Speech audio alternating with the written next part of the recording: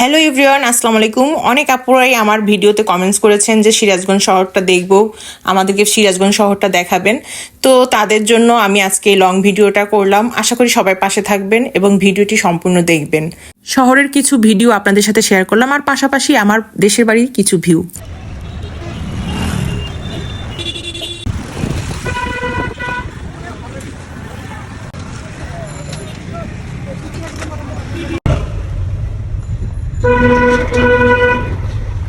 অনেকদিন পর সিরাজগঞ্জ শহরে আসলাম।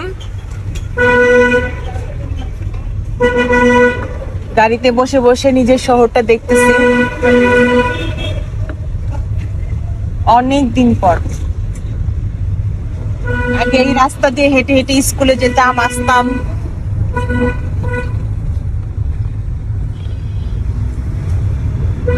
এই সাইডটা হাঁটতাম, ওই সাইডটা হাঁটতাম, স্কুল থেকে যাইতাম বাসায় হেঁটে হেঁটে। এইদিকে বান্ধবীদের বাসা, নিজের এলাকায় ঢুকছি, নতুন ভাঙা বাড়ি। তো এইটা হচ্ছে আমার বাবার বাড়ি। ফাইনালি আমরা বাসায় চলে এসেছি, আর এখানে আমার বড় বোন বের হয়ে আসছে আমাদেরকে দেখে। তো আমার মেয়েরা গাড়ি থেকে নেমেই এদিক ওদিকে হাঁটাহাঁটি করতেছিল, তো তাদেরকে নিয়ে আমি বাড়ির পিছন সাইডে চলে গেলাম। এটা হচ্ছে আমাদের বাসা, আর এই যে বাসা হচ্ছে পিছন সাইড। এই পুকুরটা হচ্ছে আমাদের চারটা চাচা, আমার বাবা সহ আর কি 5 জনের এই পুকুরটা। ওই ওই পাশে হচ্ছে আমাদের বাসা, আর এই যে দুজনকে নিয়ে আসছি আমাদের পুরো বাড়িটা দেখাইতে, পিছন সাইডটা নিয়ে আসছি দেখাইতে। আর ওই যে দেখতে পাচ্ছেন, ছোট থাকতে এই সমস্ত ক্ষেতের ভিতরে কত গোল্লাসুর, বৌসি, এই সমস্ত খেলা খেলতাম। ইচিং বিচিং সব ধরনের খেলা খেলতাম সবাই মিলে। ক্ষেতের ভিতরে পা দিবা না, ফসল নষ্ট হবে, ঠিক আছে? ক্ষেতের আইল দিয়ে দিয়ে হাঁটবা, ওকে? আর আইল দিয়ে দিয়ে হাঁটতে জানি পা ফসকায় যায় না, আইলগুলো কিন্তু অনেক চিকন। এই যে দেখতে পাচ্ছেন এই ক্ষেতগুলা, এখান দিয়ে ছোটবেলা আমরা যখন ছোট ছিলাম আখের ক্ষেত ছিল আর কি, অনেক বড় বড় আখ ছিল, মানে অন্যদের আর কি। আমরা এসে এসে চুরি করে করে কেটে কেটে খাইতাম। আর যেই না দেখতো কেড়ে কেড়ে আখ চুরি করে দে দৌড় বাসা বিলা, একদম বাড়ি বিলা আর কি। আমগো সিরাজগঞ্জের বাসা আর কি, আমগো বাইট বিলা দৌড় দিতাম। ক্ষেতের মালিকে যখন আমগো দৌড়ানি দিত, তখন এক দৌড়ে বাইট দিয়ে উঠতাম। বাইট মানে বুঝেন বাসা।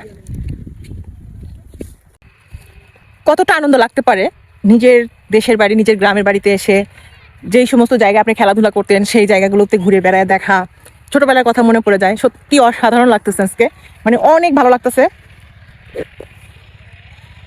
পুরোটাই হচ্ছে আমাদের বাসার পিছন সাইড। আমি অনেক দূর চলে আসছি, ওই যে ওইখানে হচ্ছে আমাদের বাসা, আর আমি এখানে আসছি। আসলে অনেকদিন পর গ্রামের এই সুন্দর পরিবেশ দেখতেছি। এখানে দেখেন পাতাকপি ক্ষেত, এই যে এখানে কাকা কাজ করতেছে, আমি ওনাকে বলে বলে সব ক্ষেতের ভিতরে ঢুকতেছি, দেখাইতেছি। এটা হচ্ছে পাতাকপি ক্ষেতটা হচ্ছে ওনার ভাইয়ের। তো আমি এখান থেকে একটা পাতাকপি নিতে চাচ্ছি, দেখি।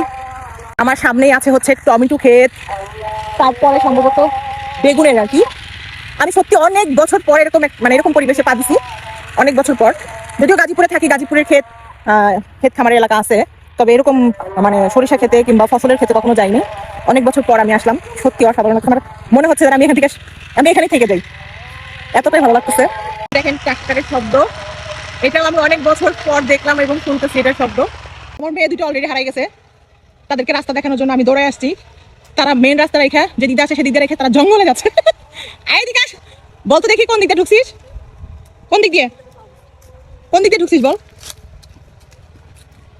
এই দেখেন বাসার পিছন সাইড একদম ভেঙে ঢেমে একদম মাটি ঢুসে যাচ্ছে। আর কি ভয়ঙ্কর জঙ্গল, কি অবস্থা দেখতে পাচ্ছেন আমি কতটা নিচে, আর এই গাছ গাছগুলো কত উপরে। আমাকে এখান থেকে নিচে থেকে উপরে দিকে উঠতে হবে। আমাদের বাসাটা এই যে দেখা যাচ্ছে। আমি আসার সময় অন্য পথ দিয়ে আসছি, এখন যাচ্ছি আমার বাসার পিছন দিয়ে। এই তো হচ্ছে অবস্থা আমাদের বাড়ি ঘরে, কেউ না থাকায় যা অবস্থা আর কি।